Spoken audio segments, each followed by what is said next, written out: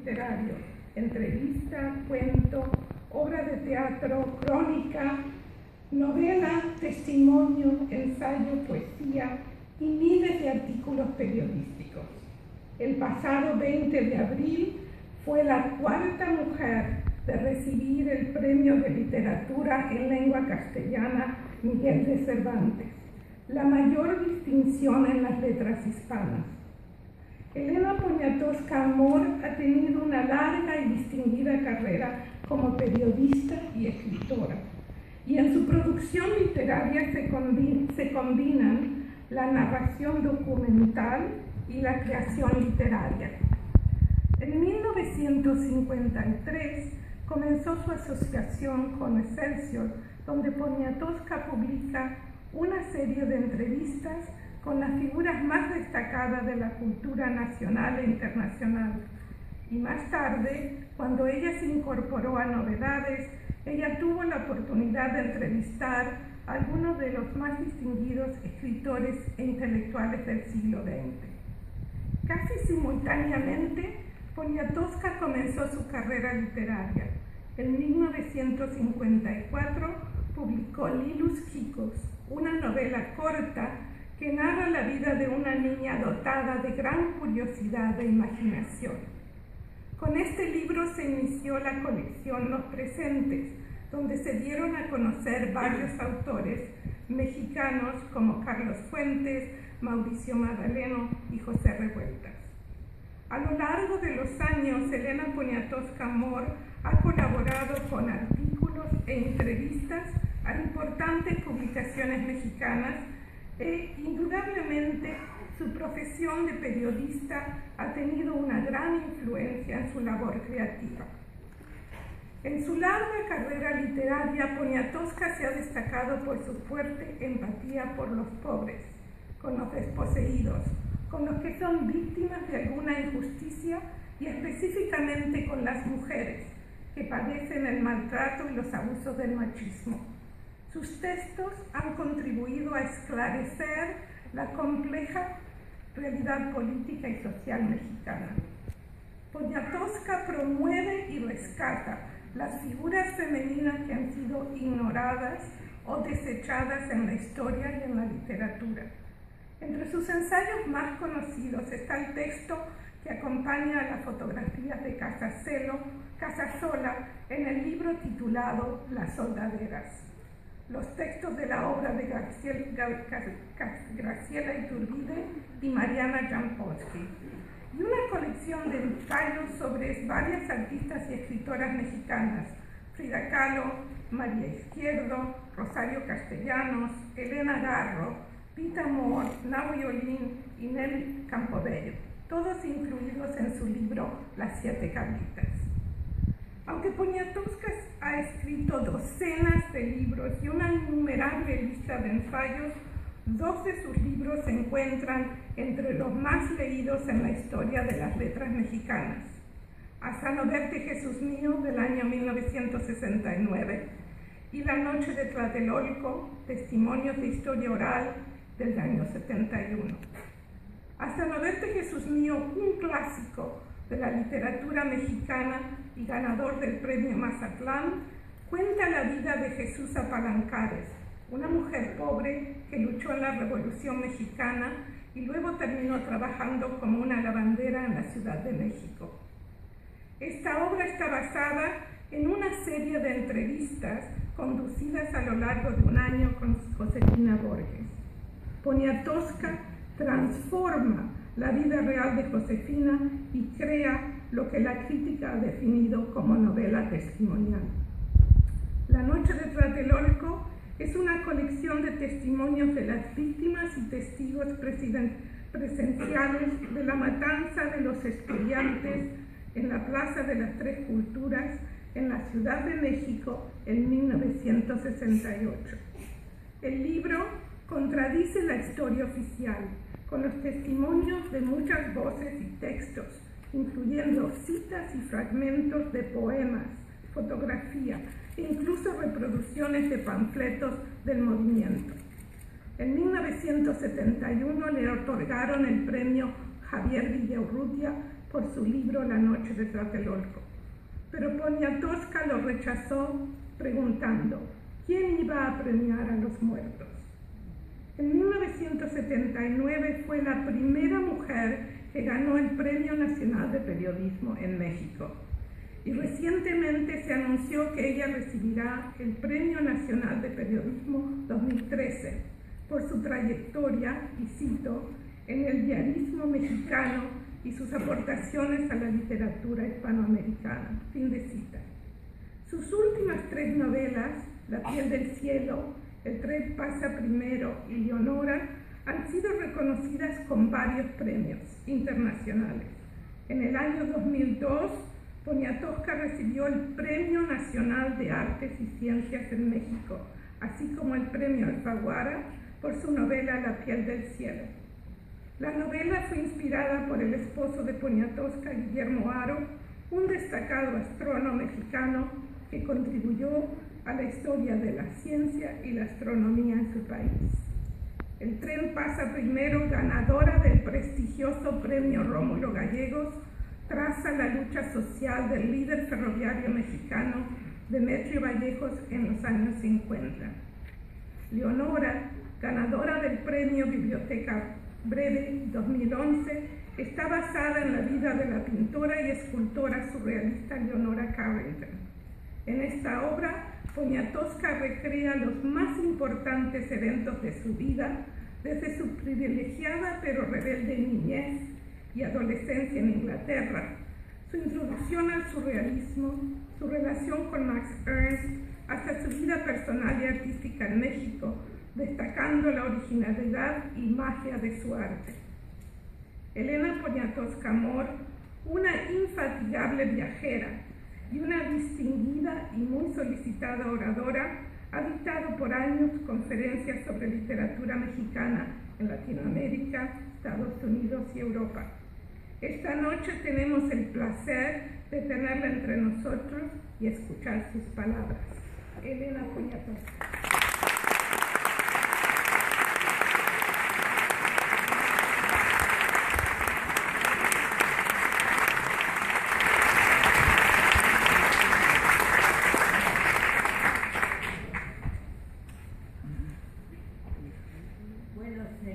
Agradezco mucho a la doctora Nora Erro Peralta su introducción y me dijeron que tengo que leer un fragmento de alguna cosa que escribí, pero va a ser muy breve, no se preocupen.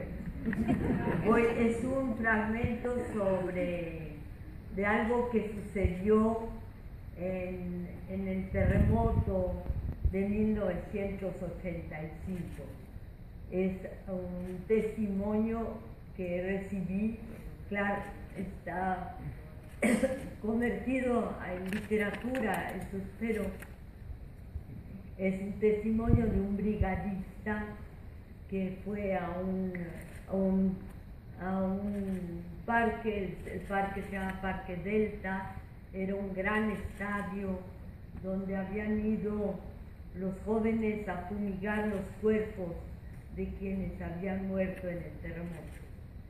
Entonces él dice, a una distancia de casi 20 metros se veían bolsas de plástico, el hielo seco y los montones de plástico, pero esos montones mal cubiertos de plástico eran los cuerpos.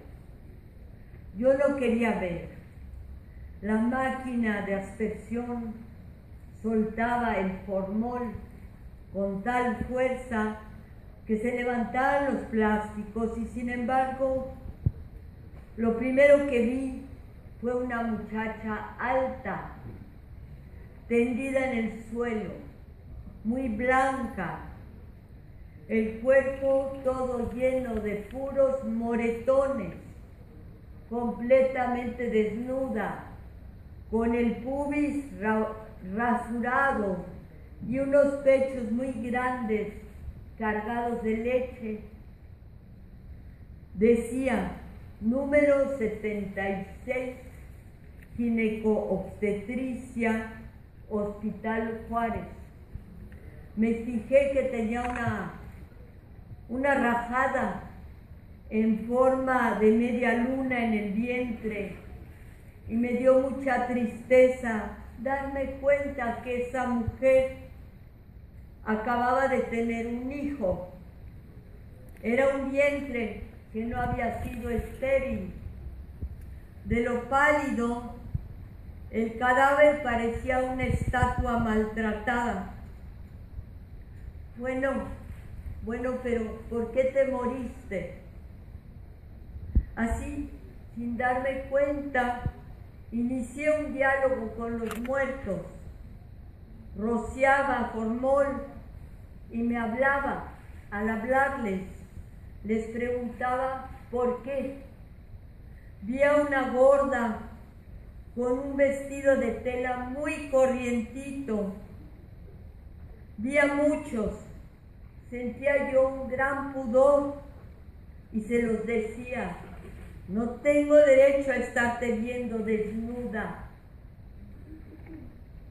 No tengo derecho a estarte viendo con el vestido alzado. No tengo derecho a verte. Vi cadáveres oscuros, ennegrecidos, y en un momento dado empecé a repetirme: esto ya no tiene nada que ver con la gente. Estos ya no son humanos. Me lo repetí muchas veces como para protegerme. Esto no es más que materia orgánica. Esos brazos prensados, esos rostros tumefactos, estas lenguas botadas, esto no es más que materia orgánica. Aquí hay muchas materias y tengo que evitar que se dispersen. Por eso estoy yo fumigando. De repente volví la cabeza y a mano izquierda vi una niñita con sus ojos abiertos, en una sonrisa así como una mueca destrozada, una niña de 8 años. Niña, pero ¿por qué no corriste? ¿Por qué te cayó la traba encima? Todo el tiempo estuve dialogando con los cadáveres, con una insistencia en la que había rabia, coraje, odio. No es justo que en este país se caigan los hospitales, las escuelas, los edificios de gobierno, los de oficinas públicas. No es justo que le toque siempre a la gente más fregada. Todos los brigadistas tenían miedo. Llegó un muchacho así, flaquito, chaparrito, morenito, el típico mexicano que ha tenido que chambear muy duro, que seguramente vive en una vecindad, en una colonia perdida, con su suétercito demasiado delgado. Caray, qué gente más desprotegida la nuestra. De veras, qué desamparo el suyo. De veras que te da un coraje ver a esa gente así, sin nada. Las cajas, preguntó. ¿Cómo está lo de las cajas? Para él eran 3 cajas. Las cajas. Quería saber si había que pagarlas, pero ¿con qué las pagaba el inocente? ¿Ya identificaste a tu gente? Sí, están allí, allá están. Pero ¿cómo está lo de las cajas? No, lo de las cajas es gratis. Ahorita te las vamos a dar. Ahorita te las damos. ¿Vienes tú solo? Venía por su hermana y por 2 sobrinas, una de 14 años y otra de 9.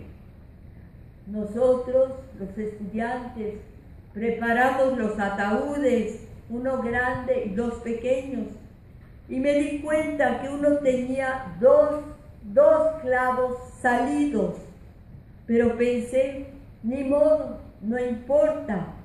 Después vi cómo el flaquito empezó a apachurrar con sus tenis los clavos y como no lo logró, se puso a doblarlos con una tabla.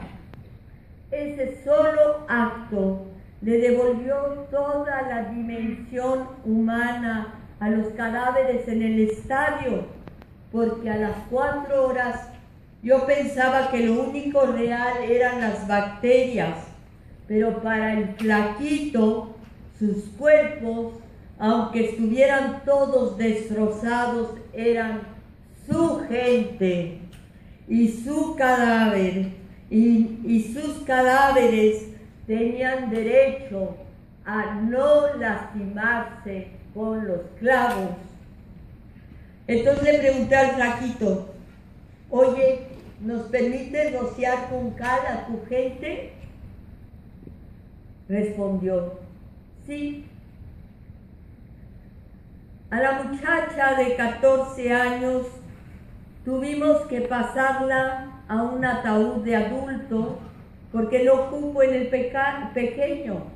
Y cuando empecé a rociarla con cal, recordé a Hamlet. En un momento dado, cuando Ofelia, ya loca, muere ahogada, la madre de Hamlet le echa violetas y piensa, mira, mira, vengo a echar sobre tu cuerpo las flores que debí poner sobre tu lecho nupcial. Tuve exactamente la misma sensación. Estoy echándote cal, niña, para que te vayas toda blanca, pero te vas blanca de cal. No viviste nada, niña de 14 años, te vas blanquita. Con todas esas asociaciones que uno tiene de la pureza, de la dignidad, de lo intocado, de todo eso, no pude sino rociarla con una poquita de cal. No le tocó ni una flor, solo un poco de cal. ¿Cómo se integran o se integra este texto dentro de la vida social del país México? Simple y sencillamente porque la refleja, mejor dicho, refleja un determinado momento, una situación límite en la vida del país, o quizá deberíamos decir en la muerte de un país. Y esto quise leérselos al principio, aunque es muy triste, porque seguramente ustedes han leído en los periódicos o han visto en las noticias de televisión, aunque en Estados Unidos salen pocas noticias sobre América Latina, pero seguramente estarán ustedes enterados que en Ayotzinapa, Iguala, mataron ahora en el estado de Guerrero a 43 maestros normalistas, a jóvenes estudiantes que además de asesinarlos, los quemaron en un basurero, sus huesos. Por eso les quise leer este texto.